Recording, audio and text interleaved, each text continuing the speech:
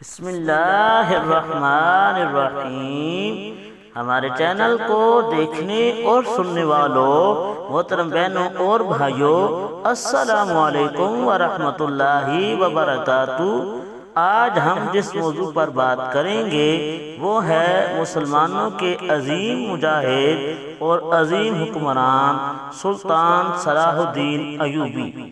سلطان صلاح الدین ایوبی کو ساری عمر حج کرنے کا شوق رہا، مگر جب بھی پیسے جمع کرتے کسی نہ کسی جہاد میں صرف کر دیتے اور کہتے یہ رقم اقصی کی آزادی پر قربان، یہ رقم اسلام کی سربلندی کے لیے قربان، اور یہ رقم اللہ تعالی کی راہ جہاد کے لیے قربان۔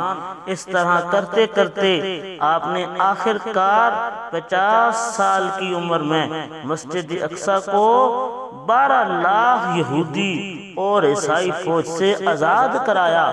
آپ ایک عظیم سلطان اور مجاہد رہ چکے تھے، مگر اس کے باوجود آپ کے انتقال کے بعد آپ کے گھر سے صرف ایک تلوار اور 47 درہم برآمد ہوئے، جس سے سلطان کی تدفین بھی نہیں ہو سکتی تھی۔ چنانچہ قاضی نے آپ کے کفن اور تدفین کے اخراجات اپنی جیب سے ادا کیے تھے۔ اللہ سلطان ایوبی کا وارث حکمران عطا فرمائے، آمین۔